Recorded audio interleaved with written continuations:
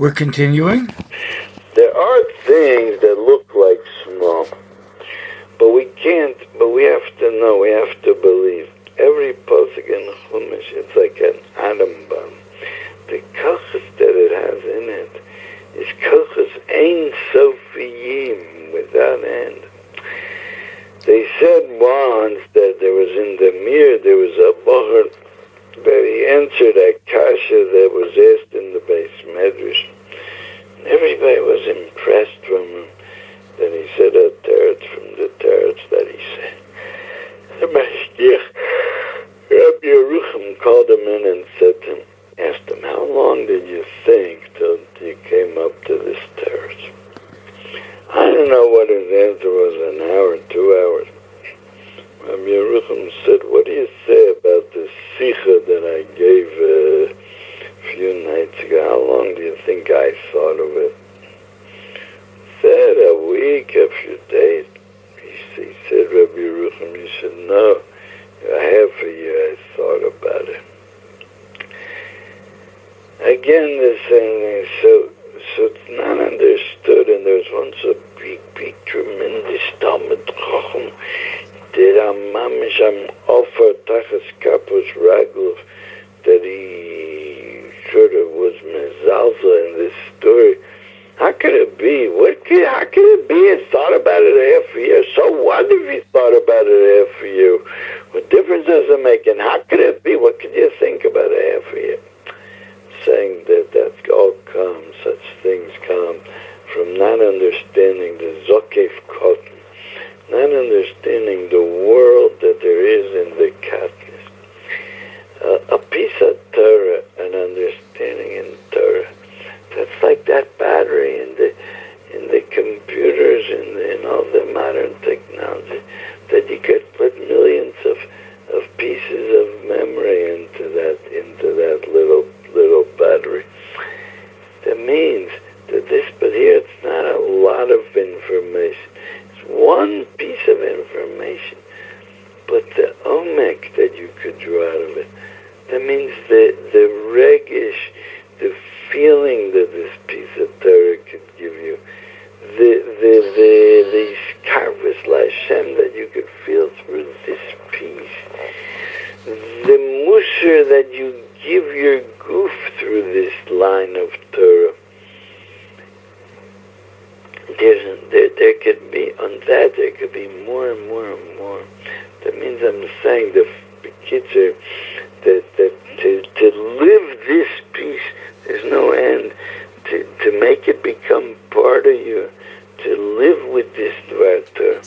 I just saw that there was one of the famous Slonim Chasidim, right in the door, right before the Holocaust in Branovich. His name was Rav Moshe Midner.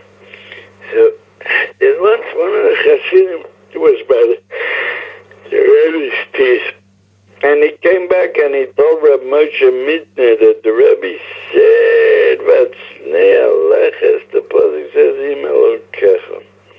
So he said, the Rebbe said, "Avart, vatsnei aleches." If you go without snei aleches, so then you should know you are Im Elokecha. You're with your God.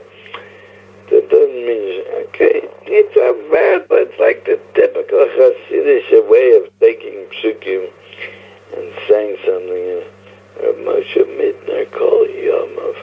Whenever he could, he would ask that person, say it over again, say over what the Rebbe said.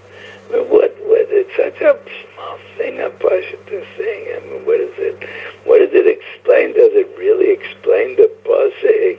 And the pasuk we understand without it, according to those that everything by them goes question, answer. So the pasuk is explained. We know pshat. And what more do we need? Ella, what? That's not pshat what he said. Okay, it's not pshat. I don't know why the Hasidic used to do this. I really don't know why they said things in psukim that are not pshat. I don't know, and I can't explain it.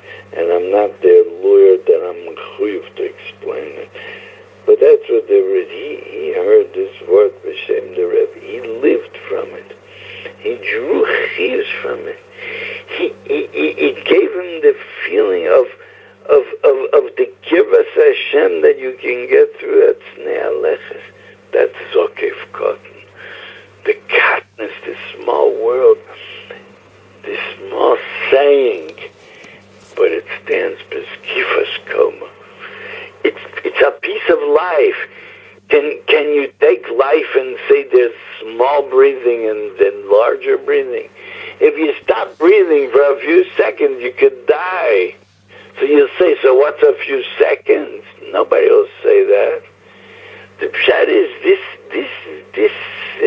I don't know what to call it, the Torah, or to call it a piece of advice, a hadracha in Yiddishkeit, of the mile of Hatznei Aleches, of showing what Hatznei Aleches can do. That saying, that one sentence, that has in it power.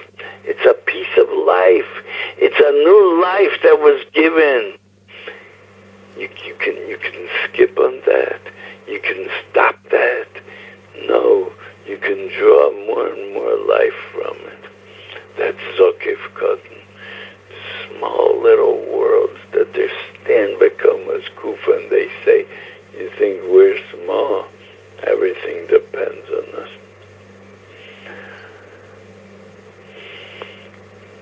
The Torah is kind. The Torah is life. Torah is not just question, answer. You gave an answer, you explained it, everything's all right, we can go further. I once had a friend in Akolo that I used to learn in Beis Yisrael. His name was Avram Mintzberg. Oh, Zokonatov. So he's not in this world anymore. Once I was talking to him, I wasn't that close with him.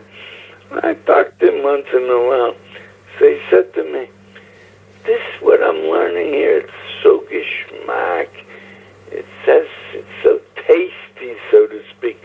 What do I have to go further for? Of course, these people, the question-answer people, they're going to say, what do you mean? You finished this page, go further, what do you mean?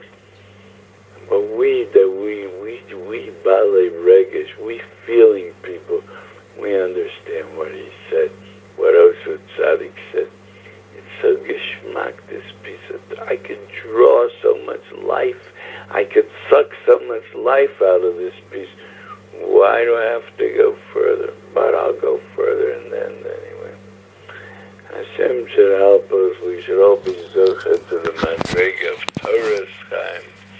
And we should be Zokaf to understand the Zokaf katan. And maybe this will all help us a little bit to elevate ourselves above the low matzav that we're all in. And we should all be Zokaf. Amen, amen. Thank you, Rabbi Caplan. It was amazing tonight. We really appreciate it. All our listeners, I say thank you for all our watchers and listeners. Thank you very much, Rabbi Caplan. Okay.